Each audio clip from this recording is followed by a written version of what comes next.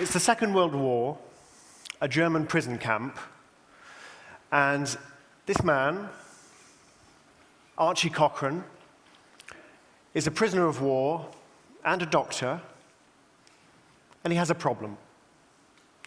The problem is that the men under his care are suffering from an excruciating and debilitating condition that Archie doesn't really understand. The symptoms are this horrible swelling up of fluid under the skin, but he doesn't know whether it's an infection, whether it's to do with malnutrition. He doesn't know how to cure it. And he's operating in a hostile environment, and people do terrible things in wars. The German camp guards, they've got bored. They've taken to just firing into the prison camp at random for fun. On one particular occasion, one of the guards threw a grenade into the prisoner's lavatory while it was full of prisoners. He said he heard suspicious laughter. And Archie Cochrane, as the camp doctor, was one of the first men in to clear up the mess. On one more thing, Archie was suffering from this illness himself.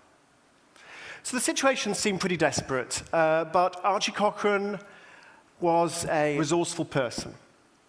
He'd already smuggled vitamin C into the camp, and now he managed to get hold of supplies of Marmite on the black market. Now, some of you will be wondering what Marmite is. Marmite is a breakfast spread, beloved of the British. It looks like crude oil. It tastes zesty. And importantly, it's a rich source of vitamin B12. So Archie splits the men under his care as best he can into two equal groups. He gives half of them vitamin C. He gives half of them vitamin B12. He very carefully and meticulously notes his results in an exercise book. And after just a few days, it becomes clear that whatever is causing this illness, Marmite is the cure. So Cochrane then goes to the Germans who are running the prison camp. Now, you've got to imagine at the moment, forget this photo, imagine this guy with this long ginger beard and this shock of red hair. He hasn't been able to shave, a sort of Billy Connolly figure.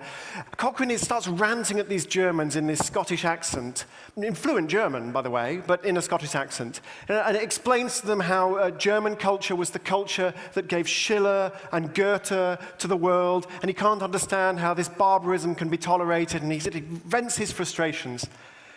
And then he goes back to his quarters, breaks down and weeps.